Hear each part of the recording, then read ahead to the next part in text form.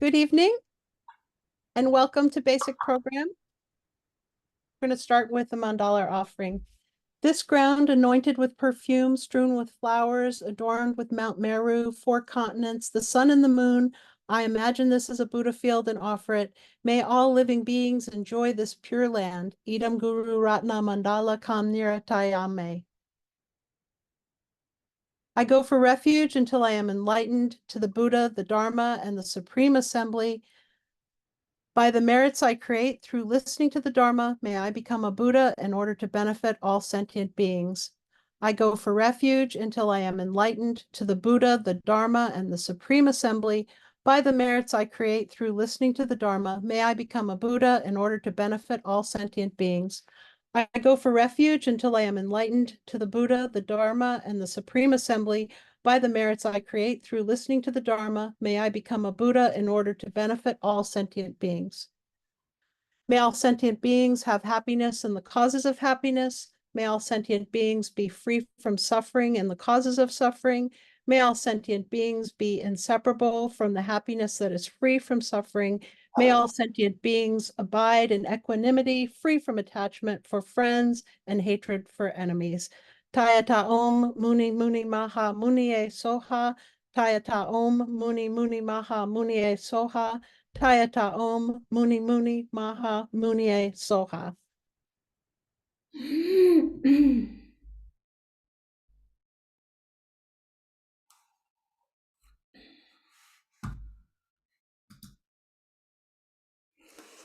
Okay, so good evening, everyone.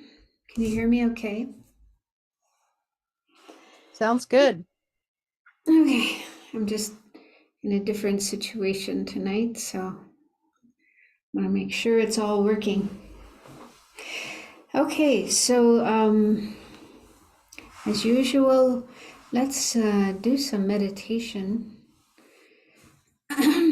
And we started looking at the practice of the 4 establishments of mindfulness, also known as the 4 foundations of mindfulness, or the 4 close placements of mindfulness, that they go by different names. And the first of these is mindfulness of the body.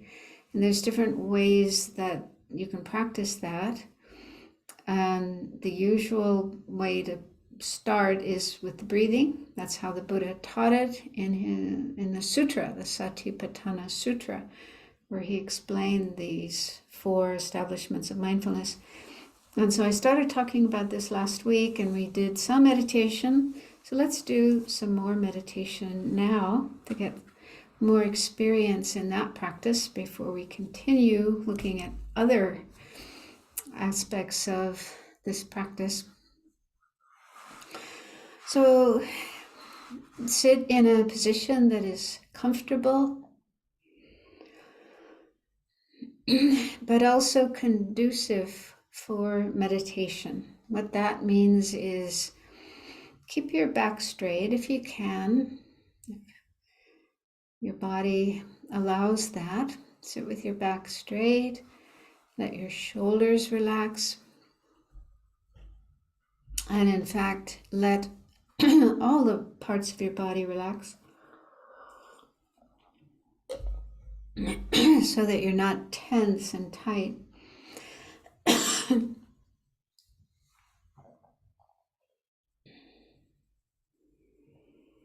You can keep your eyes open a little.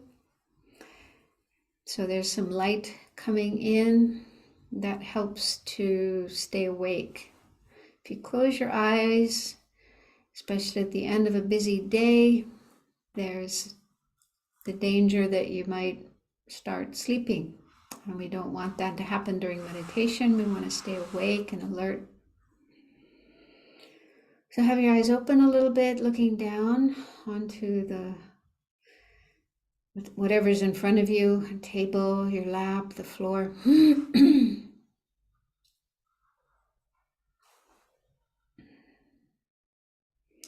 Let your breathing be natural.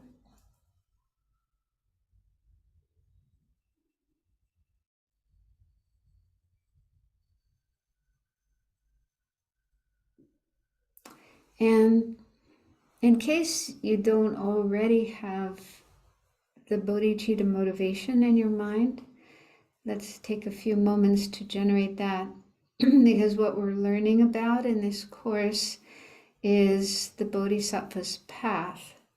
We're looking at certain aspects that a bodhisattva needs to practice in order to become fully enlightened Buddhas for the benefit of all living beings. So it's good if our motivation matches that. If you're comfortable with the bodhicitta motivation, then you can bring that into your mind. Think that you're learning these teachings in order to also follow this bodhisattva's path and ultimately reach enlightenment, Buddhahood, for the benefit of all living beings. If that seems too difficult, you're not quite sure if you're ready to be able to follow the bodhisattva's path, then at least try to have a sense of altruism, feeling the wish to benefit other beings as much as you can, to not harm them, but to help them, bring them happiness and peace. And you hope that you'll learn something in this class that will help you bring that about, be more beneficial to others. So that's another alternative motivation to have for participating in this class. So have some kind of positive, beneficial, altruistic motivation in your mind.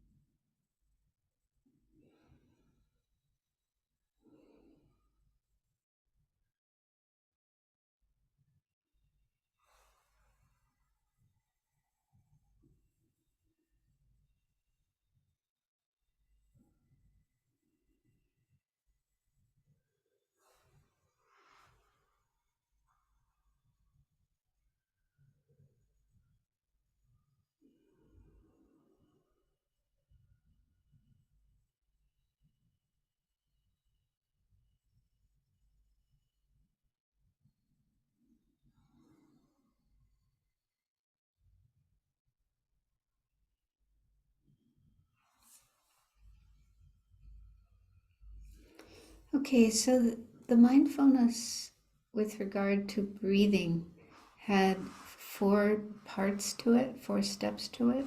So we'll spend a few minutes on each of these 4 steps. The first step is simply being aware of the breath flowing in and flowing out. And notice if your mind has wandered away from the breath to some other object. When you notice that, then disengage your attention from that other object. Just let it go, put it aside, and return your attention to the breath.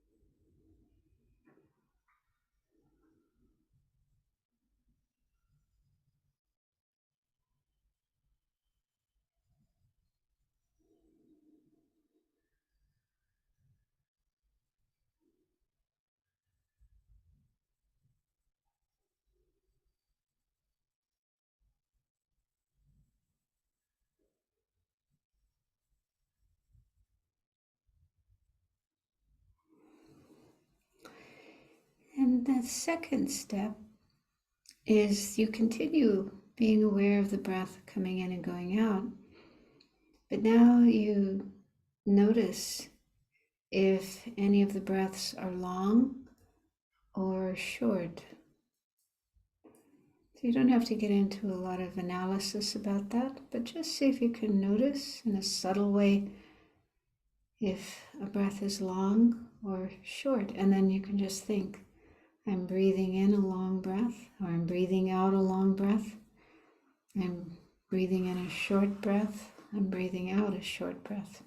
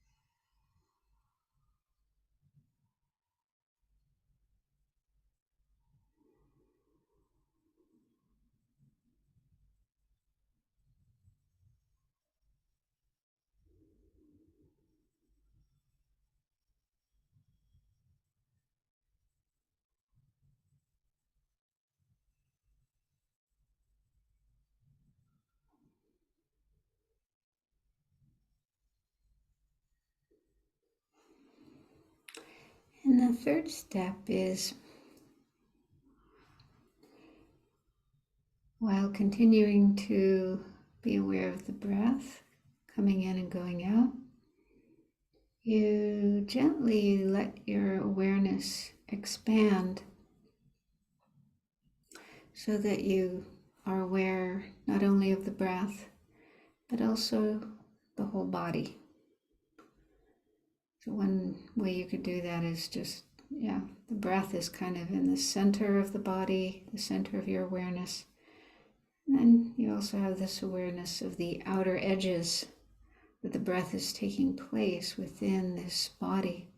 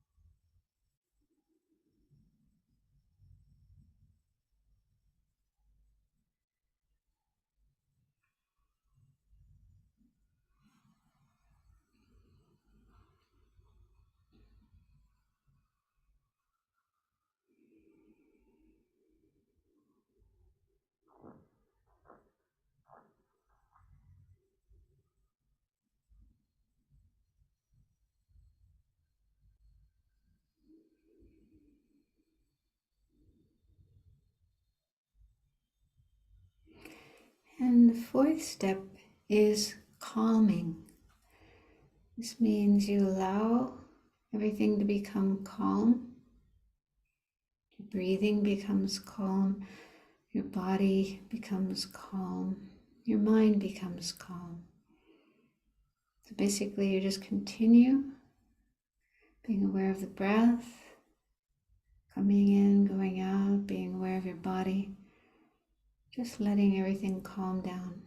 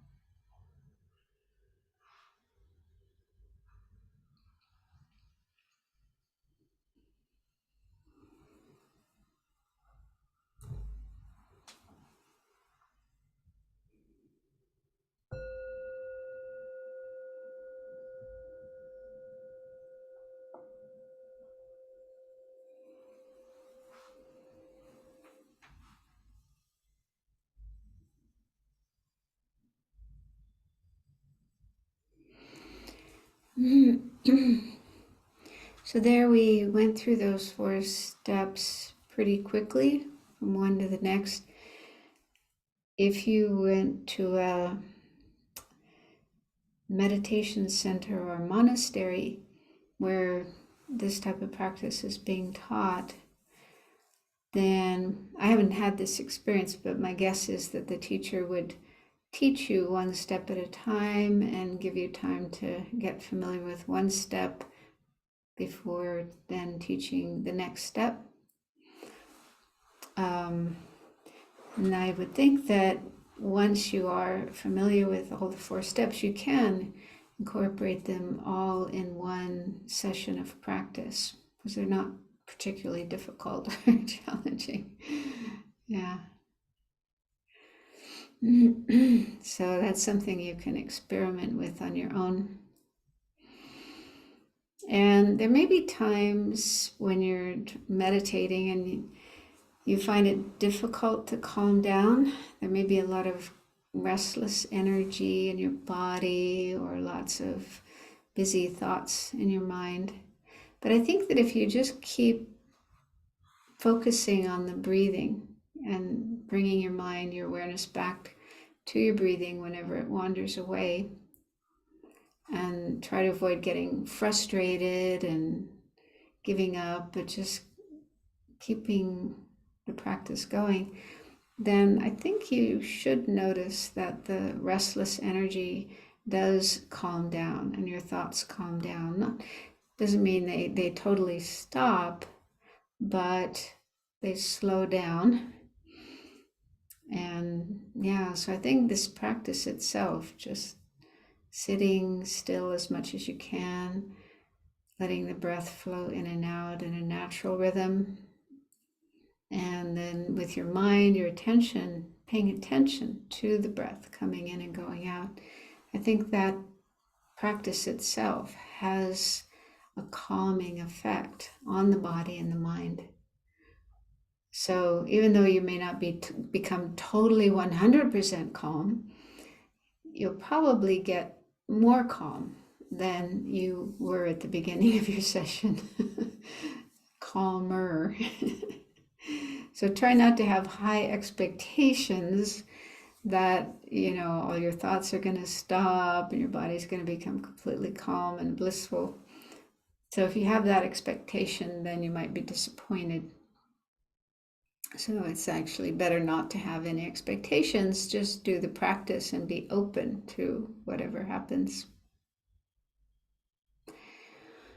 And also, one thing that is helpful to calm down is taking a few very long and slow and deep breaths and exhale slowly.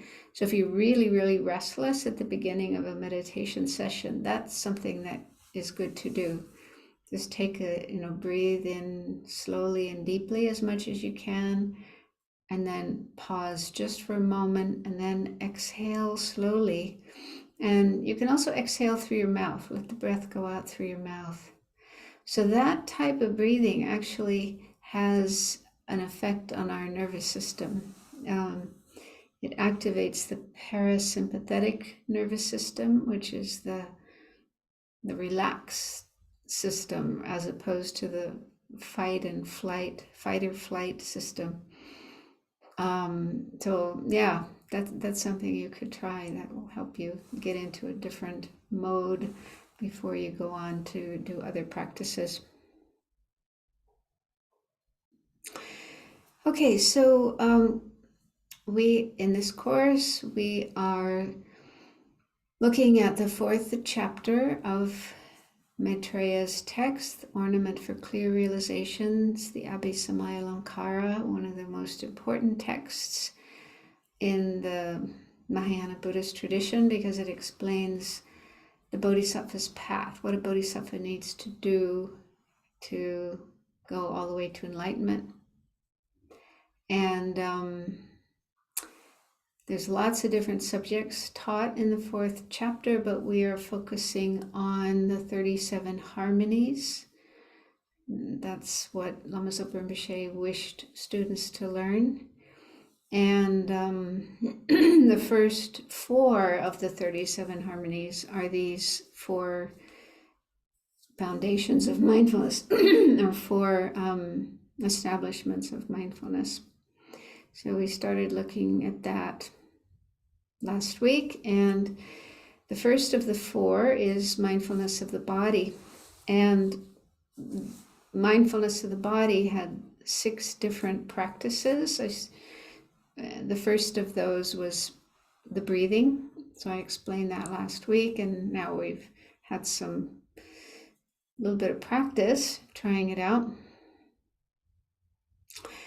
And then, so that's the first of the 6, and the second is mindfulness of postures, what posture or position our body is in, just being aware of that, whether we're sitting or we're standing, we're walking, lying down. Those are the 4 postures explained by the Buddha.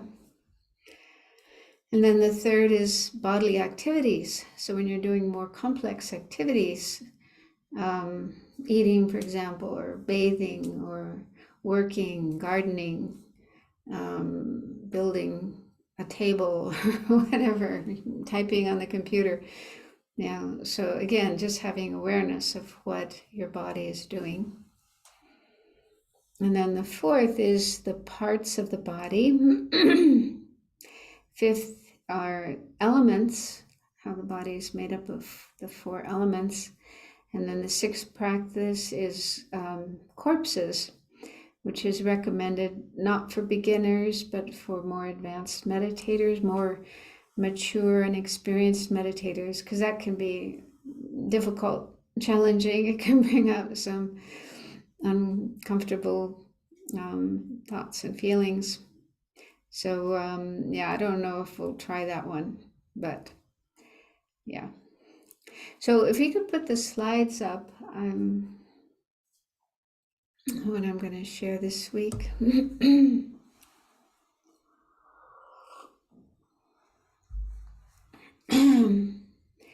Okay, so this is kind of taking a couple of steps back, because I thought some people in the Mahayana tradition, like in Tibetan Buddhism, might have the idea that this practice of being mindful of our postures and our actions is just something done in Theravada Buddhism. Yeah, some of you may have attended retreats like Vipassana retreats or retreats in Theravada Buddhist centers, and there you're taught to be mindful of everything you do, all your actions, and there's walking meditations and eating meditations and so on. So you might think, oh, that's just for Theravada, the Theravada tradition, but not in the Mahayana tradition. But this is not true, that bodhisattvas need to do this as well. So the first bullet point says, in the 25,000 verse Perfection of Wisdom Sutra, the Buddha talked about bodhisattvas being mindful, aware in all their actions. So in this sutra, Buddha is talking to Subhuti, one of his disciples, and saying, yeah, bodhisattva, mahasattva maintains awareness in all activities, going out of his or her residence, returning home, looking ahead, looking behind, eating, drinking, and so on. And also other sources as well. Shantideva, in his text, The Guide to the Bodhisattva's Way of Life, talks about the importance of being mindful in everything we do. And you might wonder, why are we supposed to do this?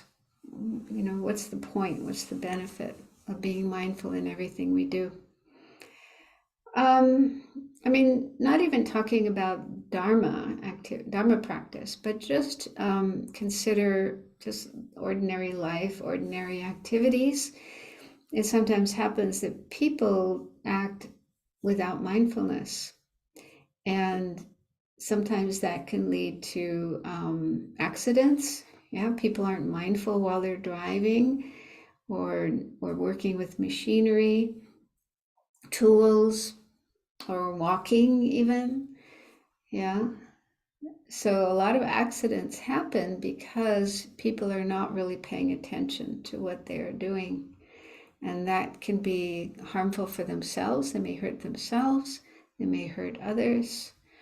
Might even cost a life. Yeah. So just to be safe and get things done and not make mistakes and not make a mess of things, it's important to be mindful, to be aware of what we're doing. And also, there was some research that was done some years ago. I can't remember the details of it, but the result of this research was, that many people don't really pay attention to what they're doing. While they're doing something, their mind is busy doing something else. So they're not really present with what they're doing in the moment. And the result of this is more unhappiness. Because people, when their mind is wandering, it's often wandering to things that make them unhappy. Yeah, they're thinking unhappy thoughts and having unhappy feelings. So it actually leads to greater unhappiness when we don't, pay attention to what we're doing in the present moment. So that's something you can check for yourself. Compare your experiences when you are being mindful, paying attention to what you're doing while you're doing it, being in the present moment, and when you're not being mindful, when your mind is wandering away, getting caught up in all kinds of other thoughts. So, yeah, just check for yourself the effects of that. But then within the practice of Dharma, the starting point of our Dharma practice is to refrain from non-virtue. Yeah, like to be careful of the things that we do, because everything we do, we're creating karma. And sometimes we create non-virtuous karma, and non-virtuous karma, negative karma, is the cause of suffering later on. Also in the immediate sense, it's often the cause of suffering. So we want to avoid that. We want to avoid non-virtue, and we want to create virtue instead. And our normal habitual tendencies are usually, not doing virtuous things. So following our usual tendencies, if we're not careful, we can do things that are non-virtuous.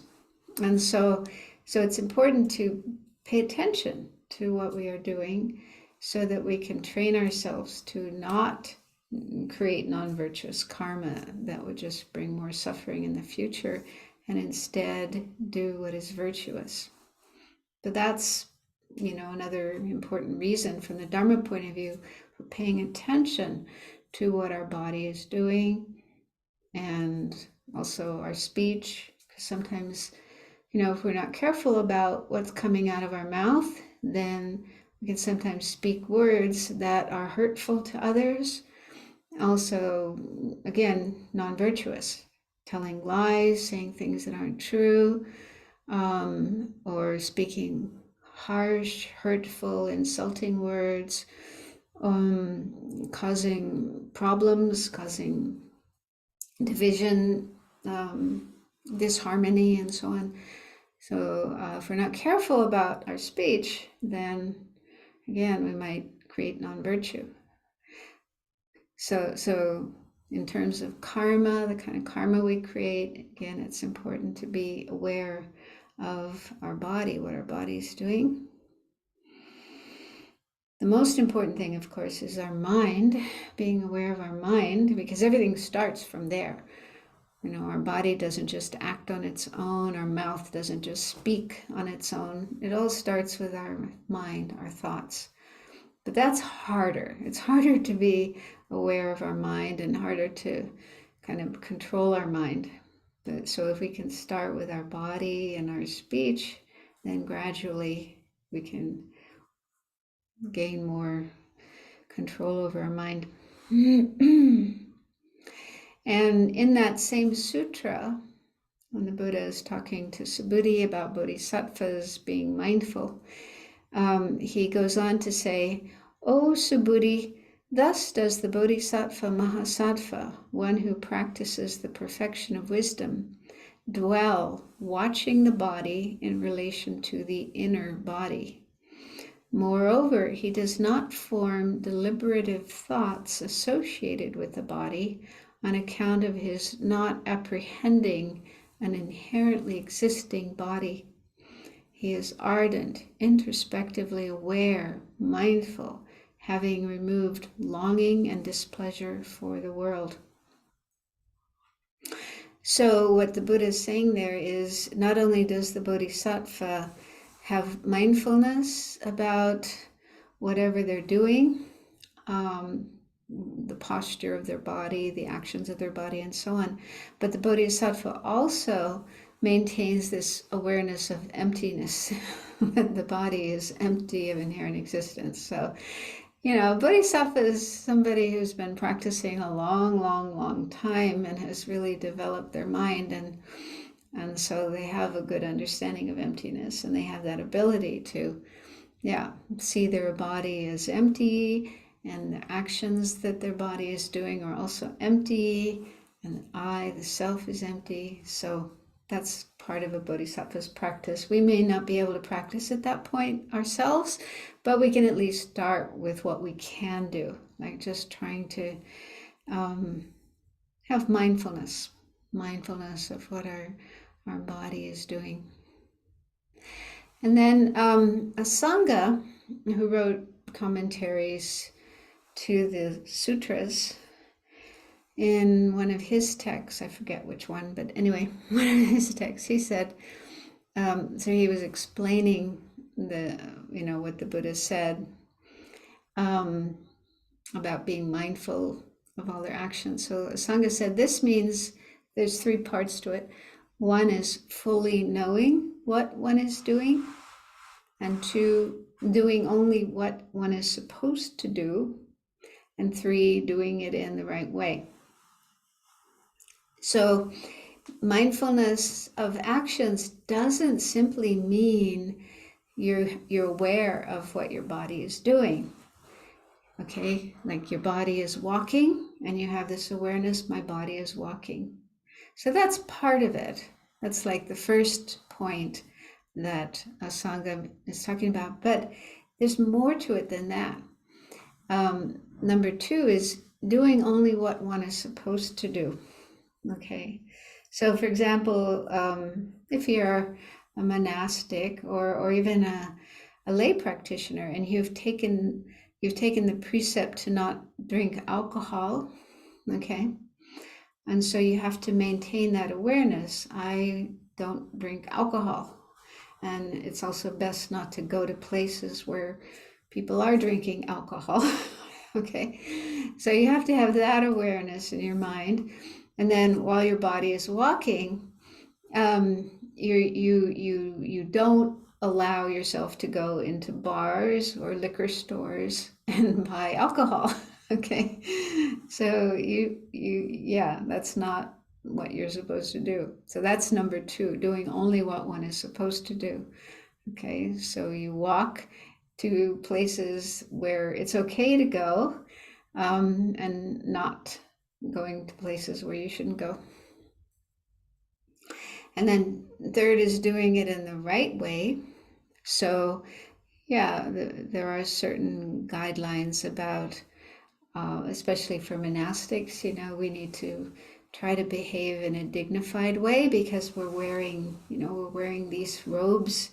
And so people notice us and they notice what we're doing, kind of like walking advertisements for Buddhism. Maybe not, no, that's not the right term, but representatives. We are representatives of the Buddha and Buddhism. And so, yeah, if we misbehave, if we do things that are naughty or inappropriate or undignified, then this can cause people to have negative attitudes towards the Buddha, towards Buddhism, and so on. And so we need to be very careful about how we do things like walking. Okay, so it's best to walk in a nice way, in a dignified way, and have a nice expression on our face, smiling and not looking angry, and kicking dogs in the way. And so yeah, so that's just some kind of extreme examples of the wrong way to do things. And so we also, as the Sangha said, we need to do things in the right way. So there's a lot involved in this practice of being mindful.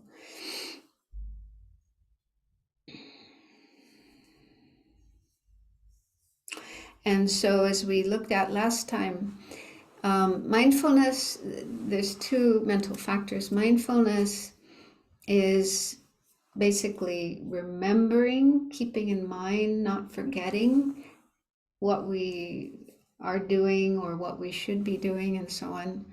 So like when we're meditating on the breath, it's mindfulness that enables us to remember the breath. I'm supposed to be meditating on the breath. And if we're not, we come back to the breath. So mindfulness is keeping the mind kind of tied to what we're supposed to be doing. And then introspective awareness is this other mental factor that usually it's like a sidekick of mindfulness. If mindfulness is there, is functioning properly, then introspective awareness will be there too. And that's like this little spy or a security guard over our mind. It's paying attention what our mind is doing, and it has this understanding. It's a kind of intelligence, so it knows what we should do and shouldn't do. And so if we start doing something we shouldn't be doing, then introspective alertness will, kind of set off the alarm, and we realize, oh, wait a minute, I'm not supposed to be doing that. So if you do start walking into a liquor store, then, introspective awareness will say, no, wait a minute, I shouldn't be doing this. I shouldn't be going there. Yeah. Or if you notice, if your mind starts having critical thoughts or negative thoughts, or harmful thoughts, thoughts of wanting to harm, doing something harmful. So introspective awareness would notice that and would set off an alarm, like a little alarm bell. Ding, ding, ding. There's something going on that shouldn't be. So I have to be careful of that. So those two, mindfulness and introspective awareness, work together. Mindfulness keeps us focused on what we're supposed to do. And then introspective awareness looks out for mistakes or dangers, or, we're straying from what we should be doing.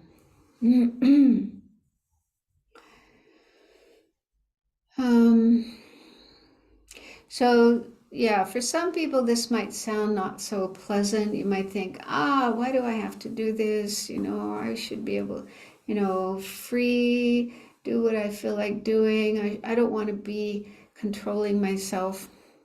But, this whole thing is done in the context of the Buddha's teachings, like the Four Noble Truths, where the Buddha taught suffering, all the different types of suffering, problems, difficulties that we experience. And then he taught the cause of suffering.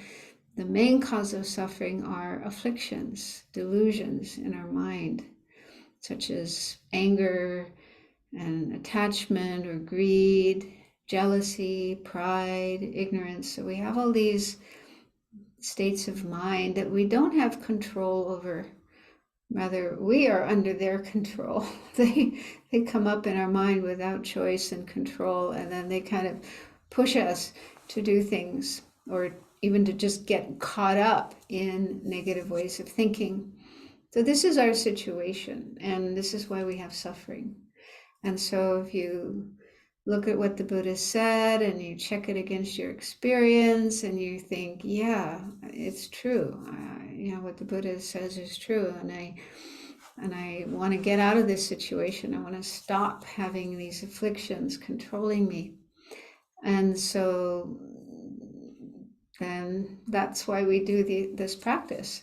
The main reason for doing this kind of practice is so that we don't let ourselves be under the control of our afflictions, and instead learn to be in control of them and in control of our mind, and be able to have more positive, virtuous, beneficial states of mind happening, and more beneficial ways of behaving. So someone who has come to that understanding and that conclusion, then, this is why one needs to do this kind of practice.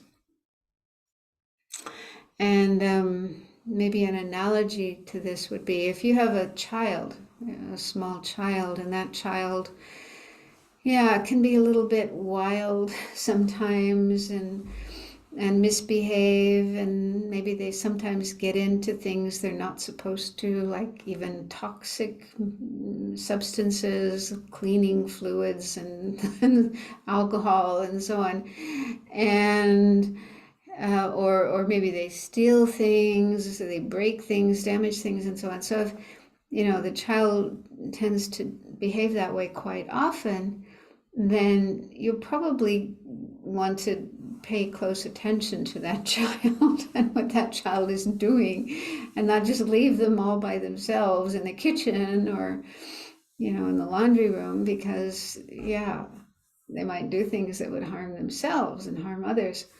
And so you're paying careful attention to that child and ready to, stop that child from doing something harmful. So it's similar, where, our mind is a bit like a child, a naughty child.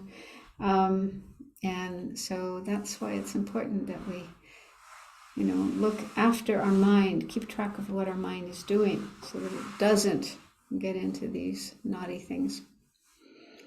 So then the third point is Asanga said that awareness of postures and activities also includes noticing afflictions in the mind and not letting the mind be overwhelmed by them. Yeah, so that's really the most important aspect of this practice. It's not just paying attention to what my hand is doing, to what my foot is doing, but really paying attention to what my mind is doing. But if we start with our body, we start with our physical body and our physical actions and kind of learn to be more aware of them, then slowly we'll learn to be more aware of our mind and look out for afflictions. And if we do notice afflictions, anger, attachment, and whatever, then it's a bit like, if we're not careful, our mind will start going down that road, the anger road, and having lots of angry thoughts and da da da da da da da. And if we've had plenty of experience with that before, and so if we look at that and ask ourselves, well, what's the result of that? If I let my mind go down that road, where does it lead to? We'll probably conclude, it's unhappy, it's miserable, and we may even end up doing something violent or aggressive.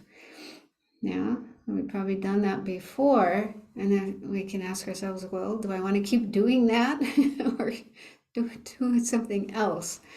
And so we have this strong sense that, no, that's not where I want to go, that's not the way I want to be, then we need to watch our mind, and if it does start going down that road, stop it and go down another road, the love road, the compassion road, the patience road. So there's lots of other roads we can go down with our thoughts. Yeah. So yeah, that's really the most important thing, looking after our mind, our thoughts, and if we notice afflictions, then putting a stop to them and applying some antidote, or just turning our thoughts to something more useful, more beneficial. Okay, next. So one of the 6 ways of practicing mindfulness of the body is mindfulness of body parts. And I was talking about that just at the end of the class last week. And so this is mainly what we're going to focus on tonight. And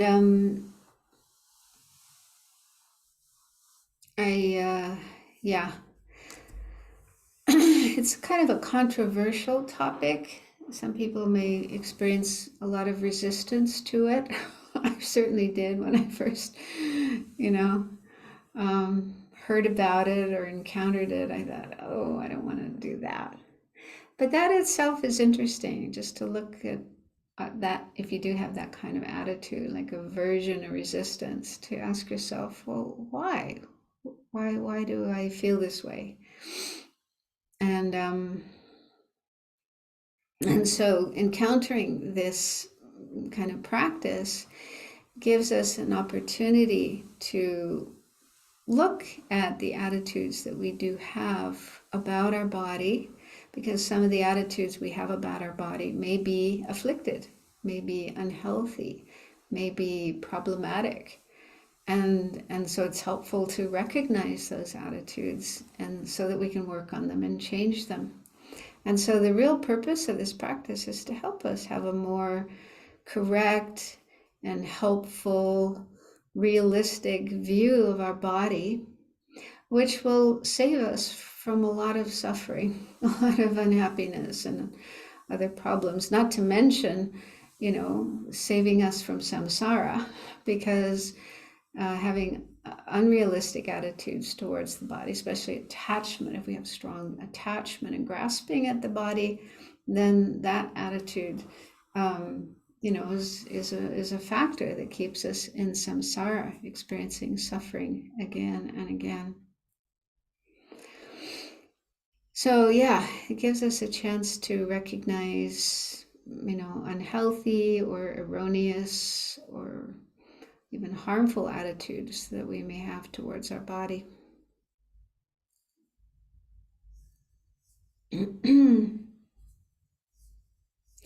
So when the Buddha was teaching this practice in the Satipatthana Sutra, he compared it to examining the contents of a sack that's full of different kinds of grains, pulses, and so on. And so he says, a person who's intelligent will look through all of these contents of the sack and be able to say, oh, this is wheat, and this is rice, and these are peas, and so on and so forth. So just being able to have, discriminating intelligence about the different contents of this sack. And so, and then Buddha said it's similar with this meditation on the parts of the body. And so that analogy, the analogy that he used, I think makes it clear that the point of this practice is not to develop aversion or disgust towards the body, which is, sometimes it sounds like that. Sometimes people get that impression. But that isn't the point. The point instead is to have an attitude of dispassion, to become, dispassionate, neither attachment nor aversion towards the parts of the body, but just to have an intelligent, discriminating wisdom about what's there, what our body is made of, and also the nature of our body. Yeah. And so so the second bullet point here says mindfulness of the body involves, this is actually from the book Following in the Buddha's Footsteps that I've mentioned before. This has several chapters on the 37 harmonies, and most of the material is about the 4 establishments of mindfulness. So that's a really good resource for this kind of practice.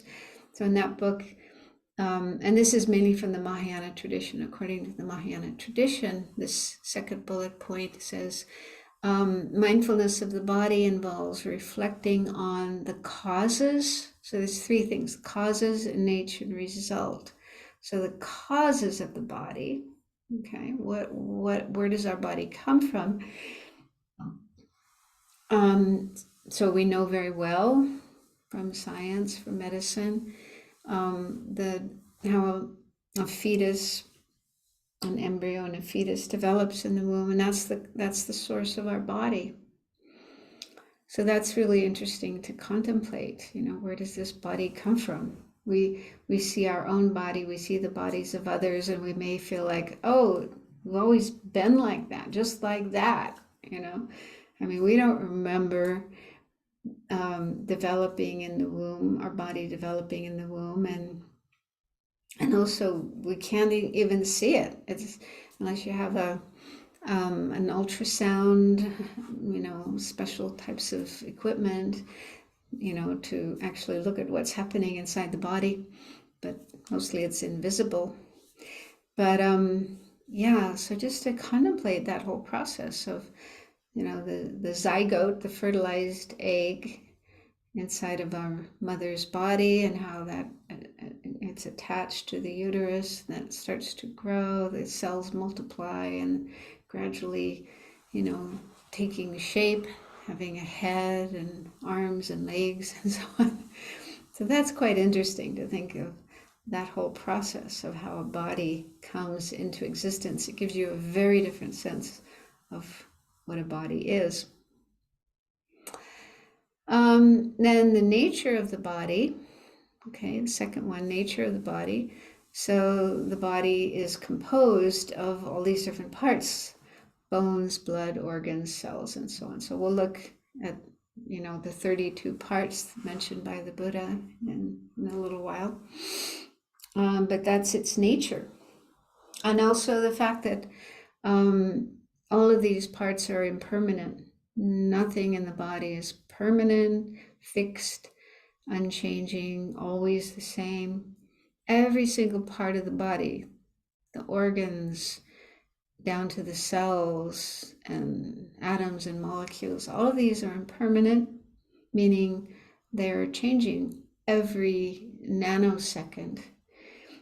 Nothing stays the same, even from one tiny fraction of time to the next, but constantly going through changes. And as these changes take place, our body doesn't get younger. Unfortunately, it gets older. So every second, every minute, every hour, every day, month, year, our body's getting older, degenerating. And then the third point is the result of the body. The result of the body is a corpse. So we don't like to hear about that. We don't like to think about that. That's something we want to avoid. But it's better to accept it. It's the reality. You know, at some point in time, this body is going to be a dead body, unbreathing, unmoving, a corpse. And a corpse is something that needs to be disposed of, burned or buried or composted. They have this new system of composting bodies, which sounds quite cool, yeah, because it turns into compost. You can put it in your garden and nurture your flowers and your veggies. But it's expensive, apparently. So anyway, yeah, so these are things to contemplate with regard to the body. And just before we take a break, the last bullet point says, yeah, the whole point of this kind of reflection, this meditation, is to come to a balanced attitude, an attitude that is neither having attachment to the body, which is what most people have. I think that's the most common attitude people have towards bodies. And, you know, with the beauty industry and the clothing industry and advertising and media and so on, there's just so much emphasis on bodies and making bodies look beautiful and using bodies to sell their products and make millions of dollars. So there's, yeah, that's the most common attitude about bodies, is attachment, exaggeration, not seeing bodies in a realistic way at all. But some people have the opposite attitude. They have aversion to bodies, to their own body, and hate their bodies. And some people even, you know, harm their bodies, cut themselves, burn themselves, and so on. Or just dwell with this attitude of aversion. I hate my body. I hate my body. So that's probably not as common, but it's still unhealthy, something that one needs to avoid. So it's best to have a middle way, the middle attitude of neither attachment nor aversion, but just having discriminating intelligence about what a body is, what its nature is, what it's made of, and so on. And also, you know, in the Lam Rim, one of the first topics we meditate on is the preciousness of the human life. So we need to value the body that we have. With this body, we can do so much good. We can practice Dharma, we can create virtue, we can benefit others, we can purify, we can follow the bodhisattva's path. There's so much good we can do with this human body. You know, so we need to value it and take care of it, appreciate it, but not with attachment, not with unrealistic notions and emotions and so on and so forth. Okay, so let's stop there, take a break, and meet again in 5 minutes.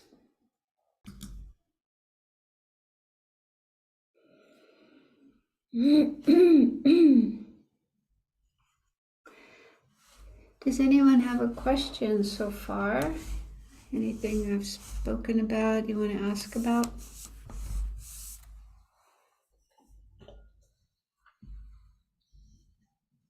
Min has his hand raised. Okay, Min, hi.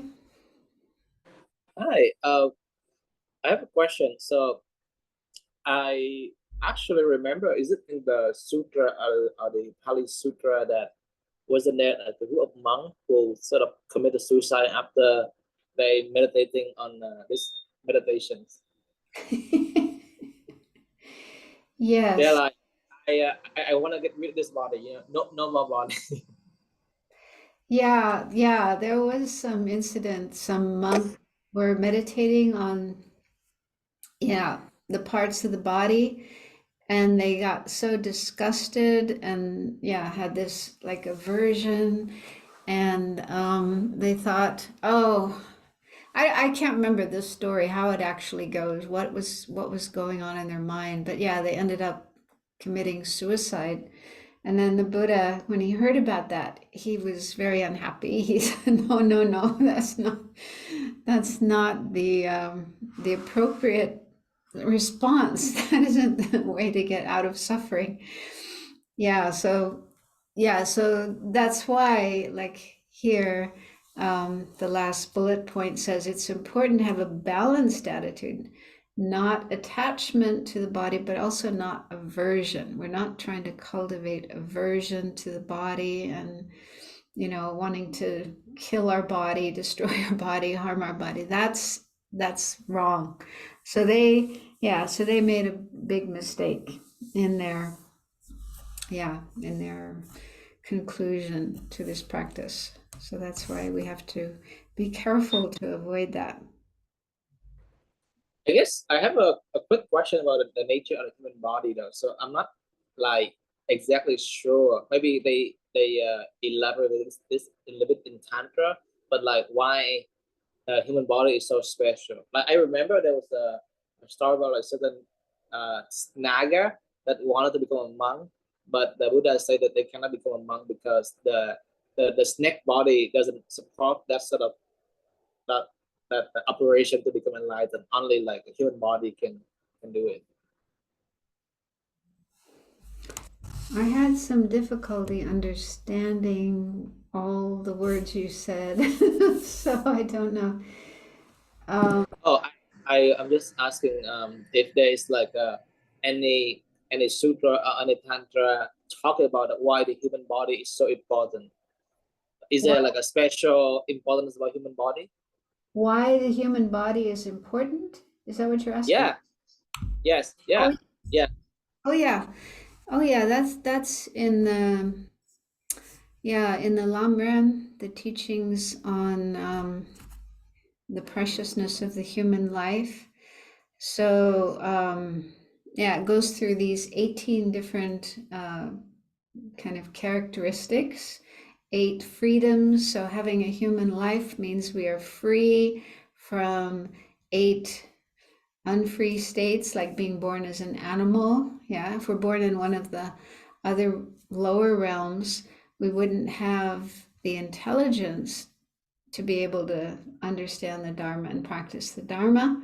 And there'd be a lot more suffering, a lot more problems. But also if we're born in the God realms, the higher realms, there's so much pleasure there that we would just be distracted all the time with pleasure, and we wouldn't be interested in practicing the Dharma. So here in the human realm, we have enough suffering to drive us to seek a way to be free of suffering. But most of us don't have too much suffering that we're just totally overwhelmed by it and unable to practice Dharma. So that's the main reason. There's a lot of other reasons as well, like being born in, it's not just a human life, but a special kind of human life, like being born at a time when the Buddha came into the world and taught the Dharma, and the Dharma is still alive, still existing. There are people practicing it. So you also have to have those circumstances. You have to be able to meet the Dharma and then have interest in the Dharma. So that set of circumstances is quite precious and quite rare, because it means that, yeah, we can go for it. We can follow the path. It's just up to us to make that decision. Yes, I really want to follow this path, and then do it. Yeah, so of all the different places of rebirth in samsara, it's said that the human world is the most ideal, the best. Is that okay? Is that clear? Thank you. Okay, so then next slide, let's start looking at these 32 parts of the body that were mentioned by the Buddha in that sutra, the Satipatthana Sutra, but I think in other sutras as well. So this list probably isn't comprehensive. We may find parts of the body that aren't included here. But anyway, this is a good list to start with and meditate on. And they're arranged in 6 groups, starting with the parts of the body that are more obvious, like the outside, when we see someone else's body, or when we look at our own body. These are the parts that we notice. So head hair, body hair, nails, teeth, skin. So those are body parts that are on the outside that are easy to notice. And then going a little deeper under the skin, then there's muscles, group number 2, muscles, tendons, bones, marrow, kidneys. And then it goes into some of the organs, heart, liver, connective tissue, which covers the muscles, spleen, lungs. And then 4th, more organs, intestines, and mesentery. I'm not sure about that term, but anyway, that's how it's translated in some texts. It's supporting membranes.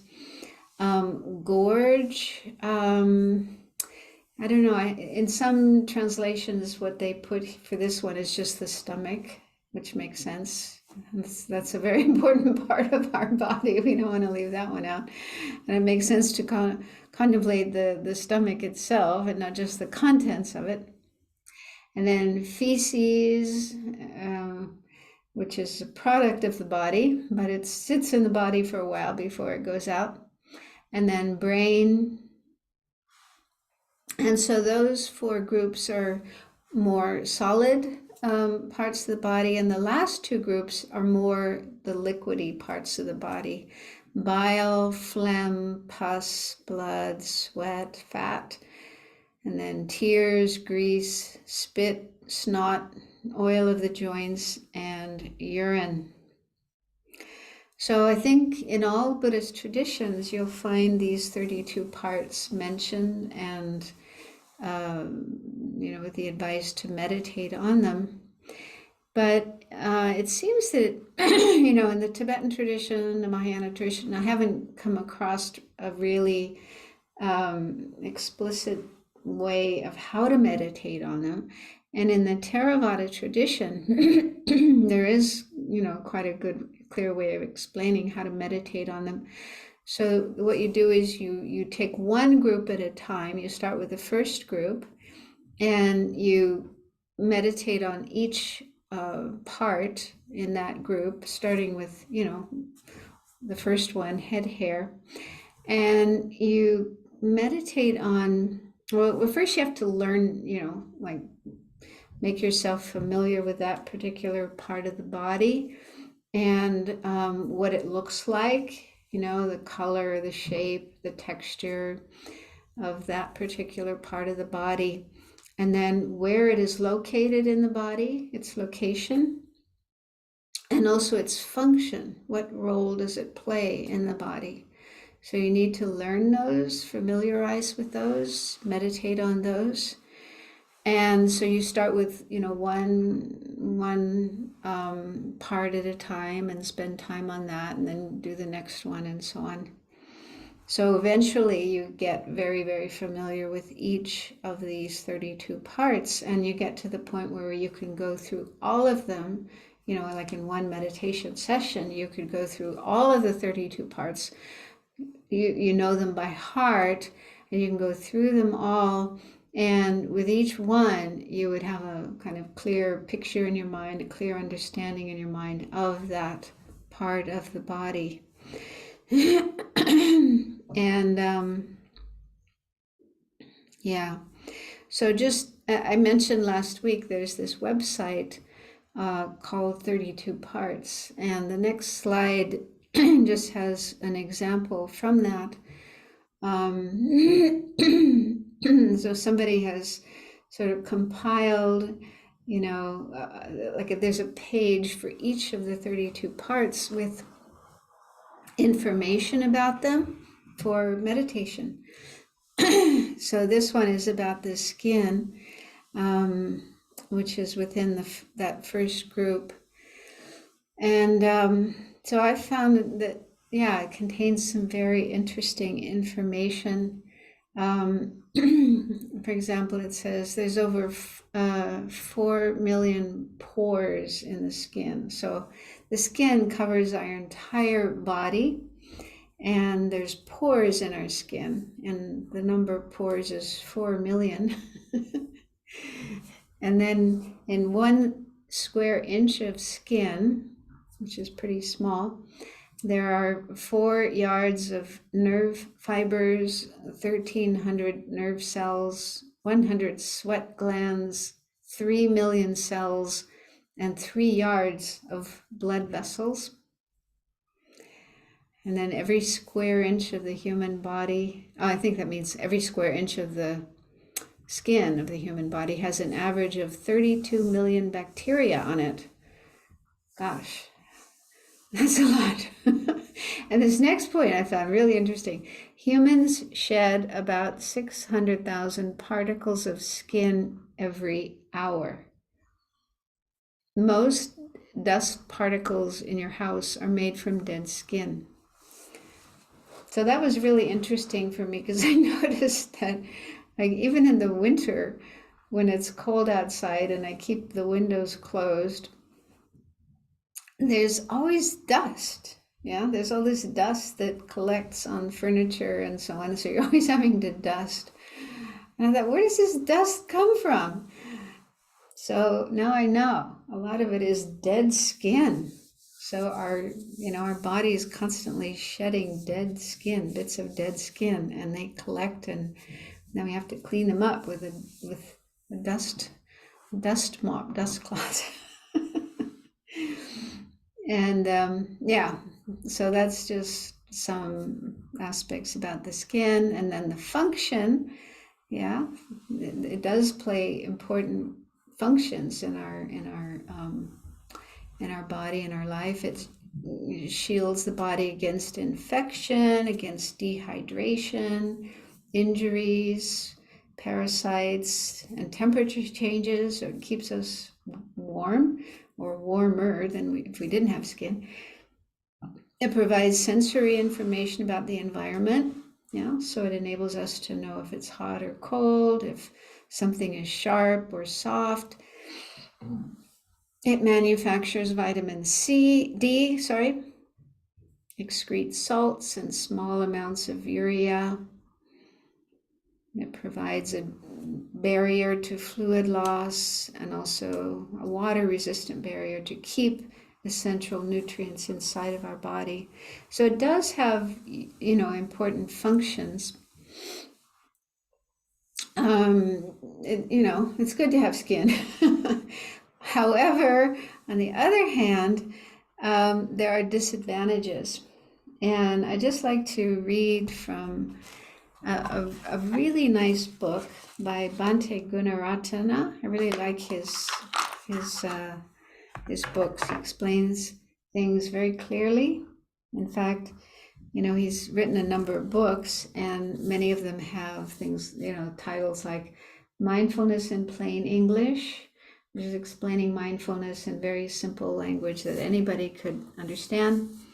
So this book is called The 4 Foundations of Mindfulness in Plain English. And so this is all about these practices of the 4 foundations of mindfulness. And I really like the way he explains things. So when he's explaining the meditation on the parts of the body, I'll just read what he says.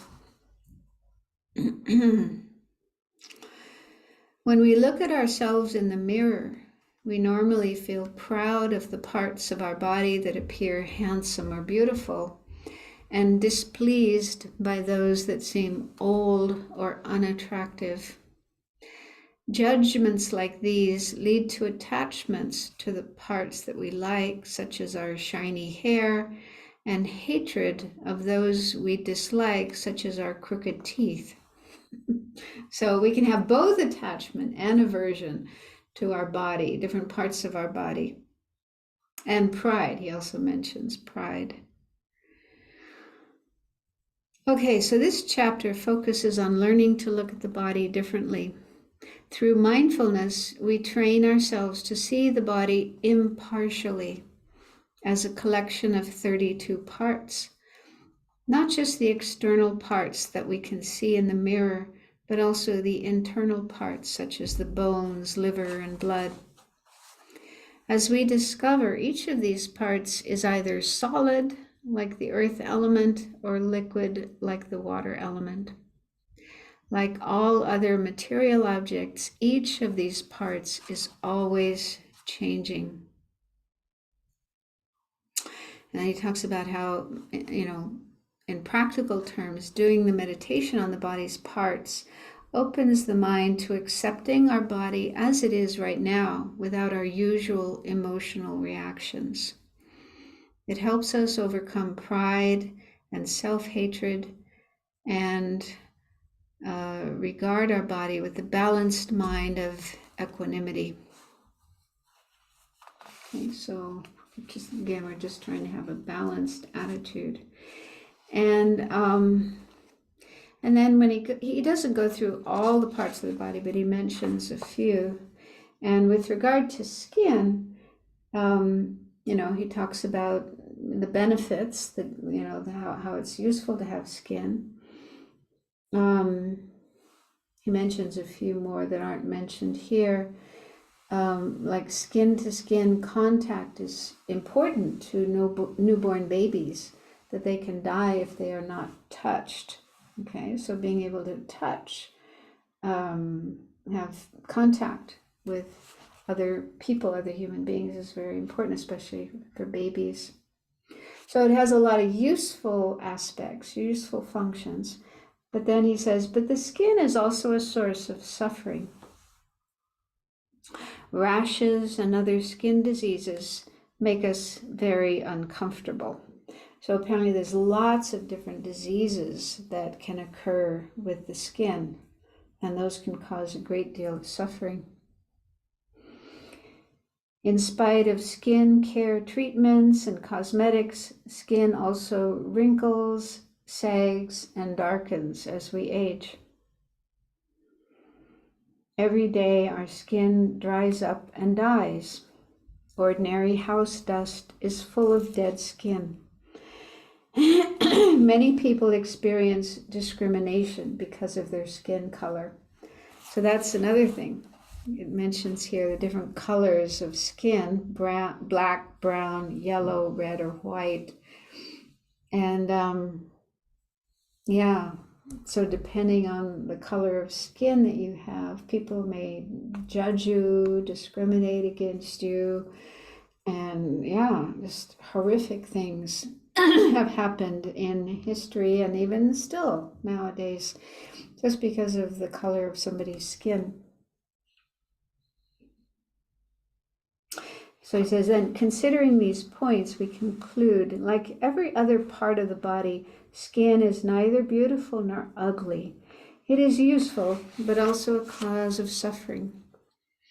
It is therefore impermanent and unsatisfactory. It is not mine. I am not this. This is not myself. So that's according to the Theravada tradition, but it's not so different from the Mahayana tradition, that we aim to gain these insights into the nature of our skin and other body parts, that they are impermanent, and we all experience that. We can look at photographs of ourselves when we were, teenagers in our 20s, and if you have a feeling of longing, wow, I wish I still looked like that. I wish my skin was still like that, and so on. But yeah, we can't go back in time. We can't stop this process of changing and aging in our body. So it's impermanent, changing every moment, and it isn't going to last forever. So that's the reality, and it's best that we accept it. And then the second point is unsatisfactory, because it has some good aspects, good qualities to it, but also a lot of suffering, a lot of problems. Both the body itself, but also each part of the body. And then the third insight is selflessness. That this body or these parts of the body, they are not me. This is not me. And in fact, there is no fixed, permanent I to be found anywhere within the body. So by meditating on the body and the parts of the body and coming to understand those things, this is the way to be free of our suffering, to be free of the causes of suffering, our afflictions, and so on. So let's stop at this point and just do a little bit of meditation on this. I'll use Bhante Gunaratana's instructions. So sit up straight and be relaxed as much as possible.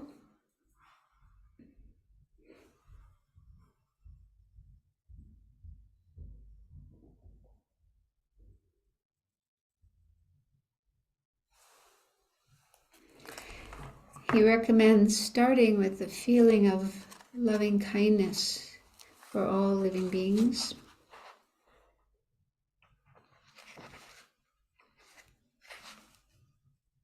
Wishing to benefit them.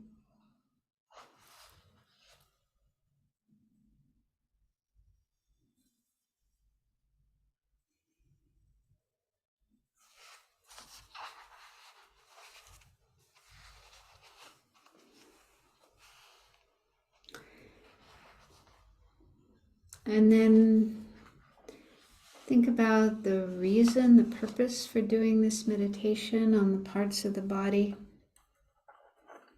It's to overcome unhealthy attitudes or afflictions that we may have with regard to our body, like attachment, pride, or self-hatred, loathing, aversion. And instead, to develop a balanced, healthy attitude about our bodies and the bodies of others, and gain insights that will enable us to completely be free of all afflictions and all suffering.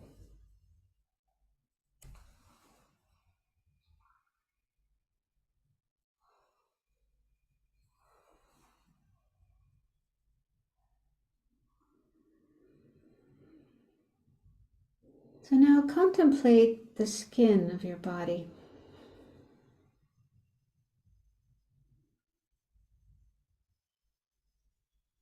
How it completely covers the outside of your body from the top of your head to your toes and fingertips.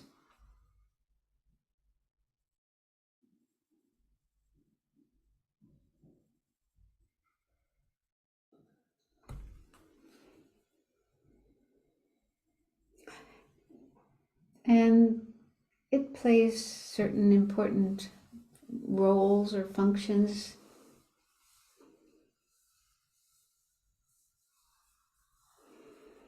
It enables us to experience things like softness, hardness, roughness, lightness, and so on. So we can receive information via our skin, also temperature, hot, cold, and so on.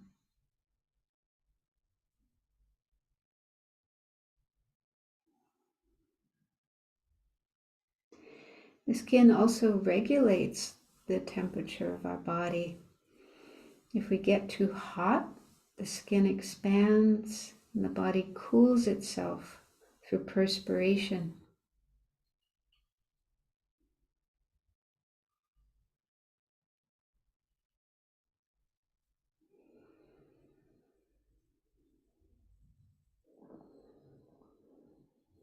And it protects us against infection, dehydration, injuries, and so on.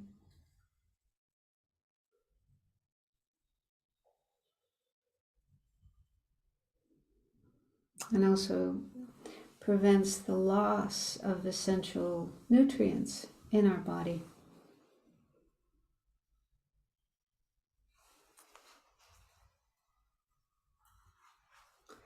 But there are downsides to the skin. There are different diseases, different conditions that can occur with the skin that can cause a lot of suffering, a lot of discomfort, skin cancer, skin rashes, dermatitis, and so on. There's many different problems that can occur with the skin.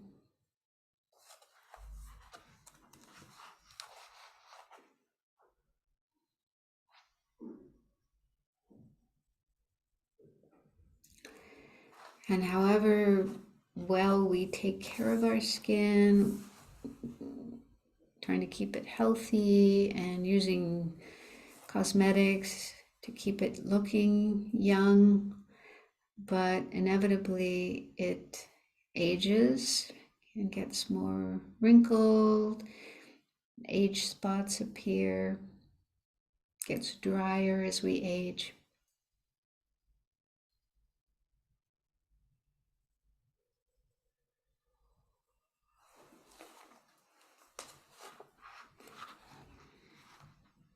And bits of our skin, dead skin, are falling off all the time. 600,000 particles every hour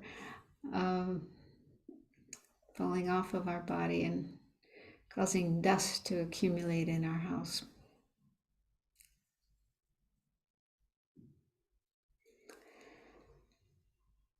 So the ideal attitude to have towards the skin is neither attachment or exaggerating its attractiveness, thinking that it's permanent, wanting it to be permanent and unchanging. But we also don't want to have aversion, hatred for our skin, or feeling unsatisfied with the way that it looks. That's not really so important.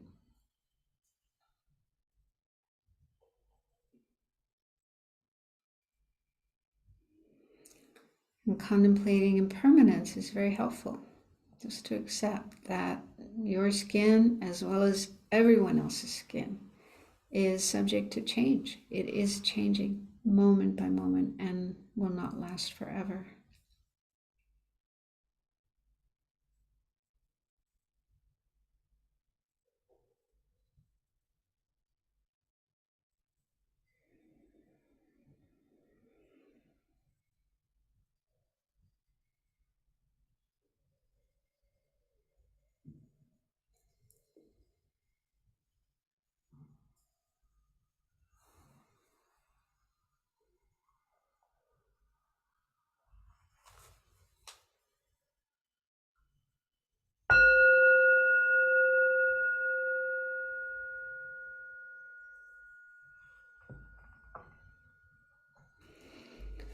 So that just gives you some idea how to do this meditation. We did this with one body part, but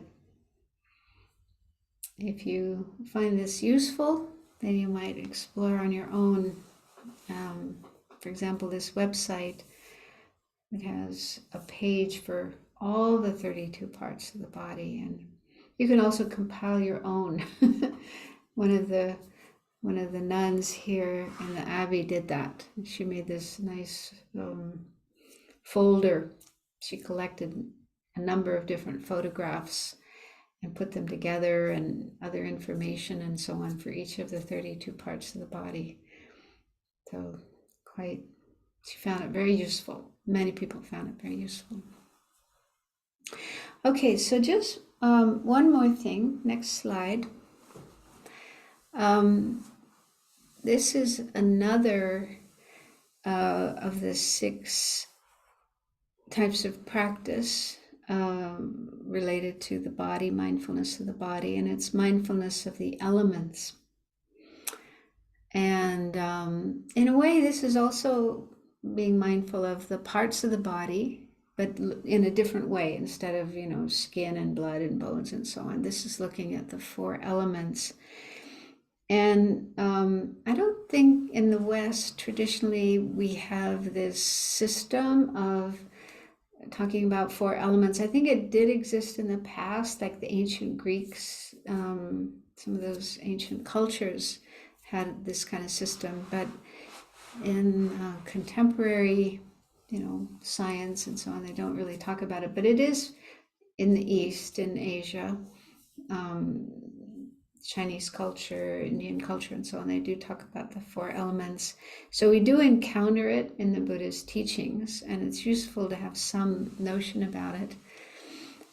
So according to this system, our body, as well as all other material phenomena, any matter, anything that's physical, that's matter, is said to be composed of these 4 elements, which are earth, water, fire, and air, or wind. Sometimes it's called wind. And these 4 elements they're more like properties of things, rather than, like the earth element. The earth element doesn't mean like dirt or soil that's on the ground, but rather it's the quality of solidity and hardness. Okay, so every physical object, even cells, atoms, and so on, do contain the earth element, and it's the quality of hardness, the quality of solidity in that object. And so some phenomena, some material phenomena has a predominance of the earth element, like rock, stone, wood, metal, hard plastic, and so on. And then within our body, the parts of our body that have a predominance of earth element would be our bones and our teeth and our nails, like fingernails. So those are body parts where the earth element is, there's a greater amount or greater proportion of the earth element. But it's also in every part of our body, certain amount of earth element. And then the water element, again, it doesn't mean like liquid water that comes out of our tap and so on, but it's these qualities or properties of cohesion and wetness and flowingness. And so our body, within our body, again, the water element is present everywhere, but it's more predominant in things like the blood and bodily fluids, urine, and saliva. So actually, the last 2 groups that we went through, things like snot and urine and so on, those have a predominance of the water element. Actually, they say, I forget the percentage, but a really high percentage of our body is water, is liquid. 60, 70%, something like that. And then the third is fire element. So the fire element doesn't mean like there's flames in our body, but it's the heat. It's that quality of heat. And so, yeah, if you think about it, like the normal temperature, what's considered normal temperature of the body is, what is it, 98.6 in Fahrenheit, and I think in Celsius it's something like 37. So that's pretty warm, yeah? I mean, if it's 98 degrees outside, we feel hot. But that's our body temperature, 98. Okay, so there's heat in our body. And if you sit on a chair for a while and then you get up, you know, it'll feel warm. The chair will be warm. And it's also said that the fire element plays an important role in digestion. Yeah, to be able to digest the food that we eat.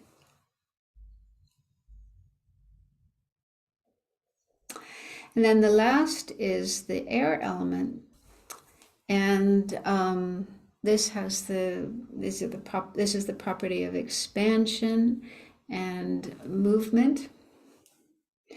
And so the most obvious aspect of the air element would be our breathing, okay, the breath.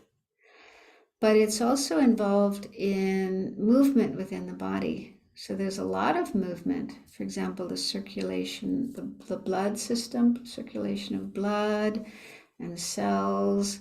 So all the different tiny parts of the body that are moving, that is related to the air element. And so we don't have time to do another meditation, but you can meditate. Maybe we could start our next class next week with a meditation on these, just to get a sense of these four elements within our body. And yeah, so according to Buddhism and other systems in India, China, and so on, these four elements are existing in our body. Actually, Lama Zopa Rinpoche composed this beautiful meditation related to bodhicitta, related to Tonglen, giving. And it involves, I've led it a few times, it's really beautiful. He says, you imagine these four elements of your body transforming into things that are needed by and enjoyed by sentient beings. So he says, like, for example, the earth element, imagine the earth element transforming into beautiful gardens and parks where people can enjoy themselves, and also earth where people can grow crops and flowers and so on and so forth. And then the water element of your body transforming into drinks, delicious drinks that they can enjoy, and also beautiful fountains. It's so beautiful. Anyway, yeah, but that's different. That's a different meditation. Here, in the context of the four establishments of mindfulness, the point is to just get a sense that, yeah, our body isn't just this one whole solid thing, but it's composed of many, many different things, such as these four elements.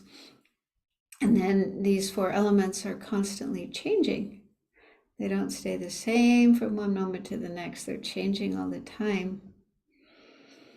Another thing is that there's not that much difference between the elements of our body and the elements that are present in the world around us.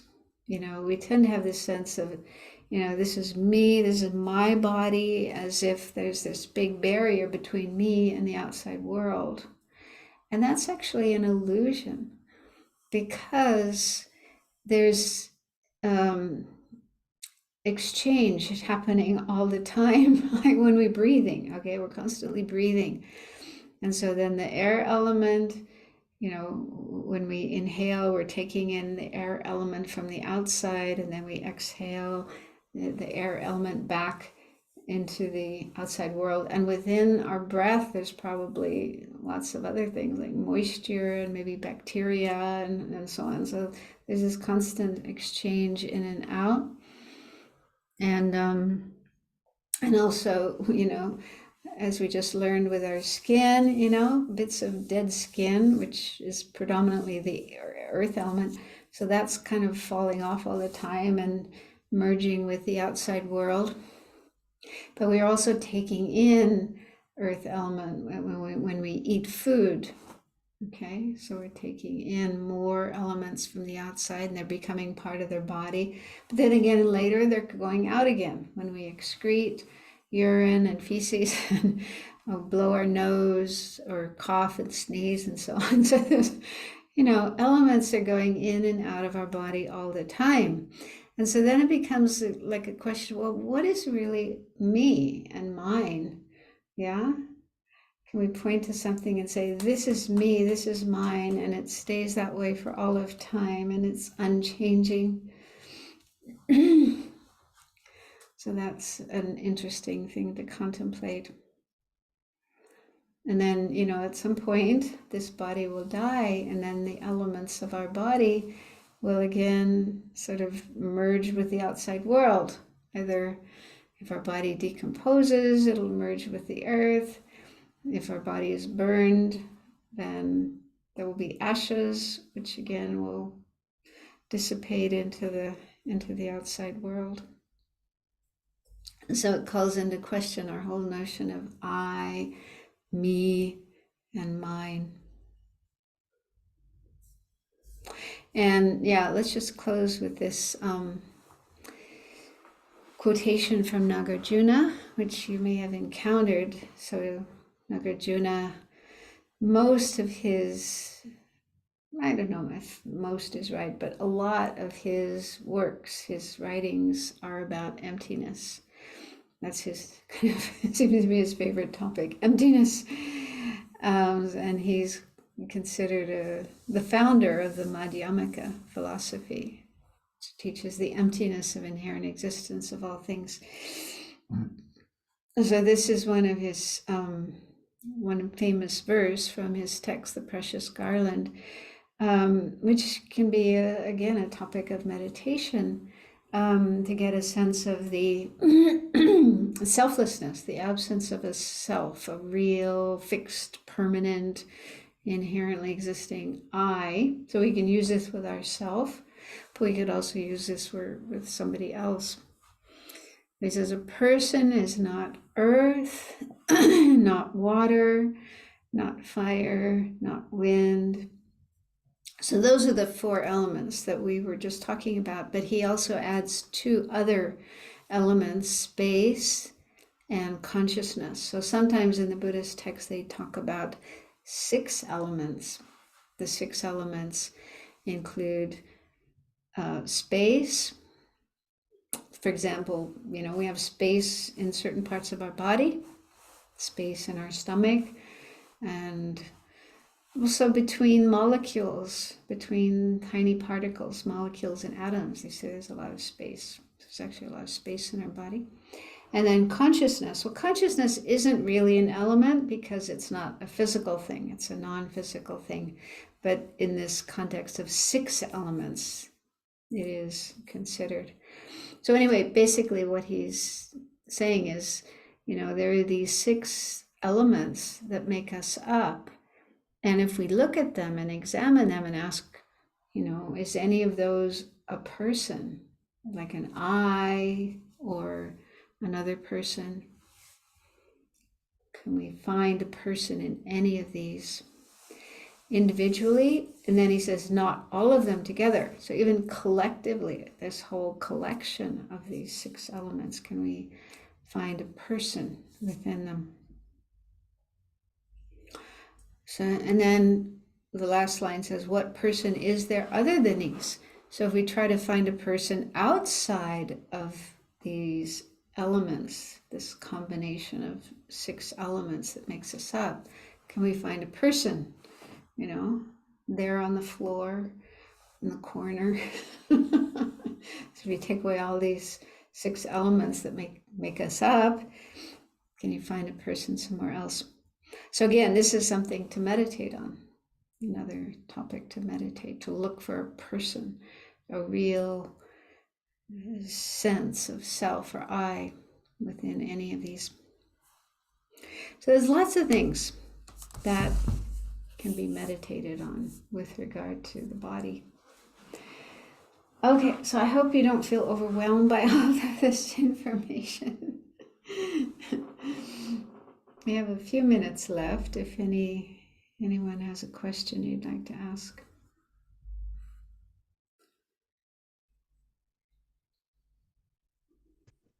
Venerable, can I ask a clarification question? Yeah, who is that? Oh, it's Jessica. Jessica, okay. I don't see you. I'm sorry, I didn't raise my hand. I couldn't find the icon. I just had to speak. Yeah. So in Nagarjuna's quotation here, verse 80, it says a person is not earth. And I'm wondering, when I heard you say it, I heard you say a person is not earth and went through with the rest of them as knots. But in the That's a slide, mistake. it says not. So I'm just curious. No. To make Sorry, it that's a typo.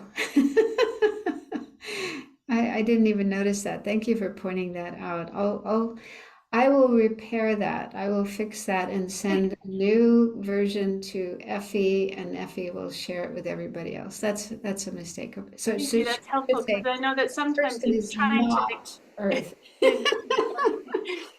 But yeah, I mean, often in Buddhist philosophical texts, they do have not something. Right. Yeah, always mind-boggling. No, that's a mistake. Thank you.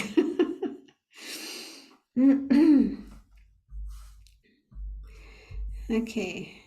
Anyone else? Min has his hand up. Okay. Hi, Min. Hi, whenever I have questions. So, is there like any other benefit from doing this meditation on the body? Like for example, you meditate on the 4 elements, then you can live forever, for example, or you find a way to sort of automatically balance your body. If you meditate on your body long enough, on your skin, you can sort of see through your skin, for example, and then you can see your internal organs. Again, I had some trouble. Can you just really make it simple, the question, and very... I'm sorry. I want to ask: is there any other benefit from doing this body meditation? Are there like other benefits? Yeah. Yeah, like if you meditate on the 4 elements in the body, then you can find a way to correct all kind of imbalance in the body. Then you can live forever and you don't have sicknesses. or you can basically see through your skin. If you meditate on your skin long enough, and then you see your body and all of that, then you can find if you have like any problem somewhere. Well, I don't know all the different possibilities. I think there are other ways. For example, I think it may have been in this book by Bhante Gunaratana or somewhere else.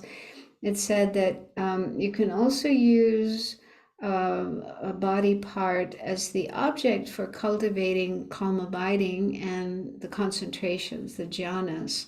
So there are meditators, for example, in Southeast Asia. I think what they like to do is meditate on the skeleton. They use the skeleton, the bones of the body, as an object for concentration, developing concentration, and that you can actually attain jhanas, the meditative absorptions on the basis of that, and at the same time overcome your attachment. So yeah, there are various other practices that can be done with regard to the body. And I think, yeah, Bhante Gunaratana also mentions healing your body. Yeah, if you have some part of the body that's ill or in pain, then meditating on that in a certain way might be able to heal it. So there are things you can do, but not live forever. No, that's one of the things you mentioned. So that isn't possible. Yeah. But is there like a future technology where let's say most people had the notion that I am this body, but I am not limited to this body. Like if I can change my body with somebody else who is better, then I can do it. So technically, if we have a technology that allows us to transfer our consciousness from one body to a clone body, then technically we can live forever. I don't know. That's beyond me. Anyway, this body, this kind of body that we have, made of skin and blood and bones and so on, it's by nature impermanent. It's not going to last forever, and and it's also subject to suffering, to problems. So the Buddhist view is we want to reach a state where we're free of having to have such bodies, and the state of a Buddha has bodies, is able to manifest in different bodies that are made of wisdom and light, and they don't get sick and they don't die and so on. So so the idea is to get beyond having to have this kind of physical body and reach a state where we can have a very different kind of body that's pure, free of suffering, and is able to work for the benefit of others. So I think that's the goal, at least in the Mahayana tradition. Okay, so we've run out of time. We'll need to stop there and dedicate the merit.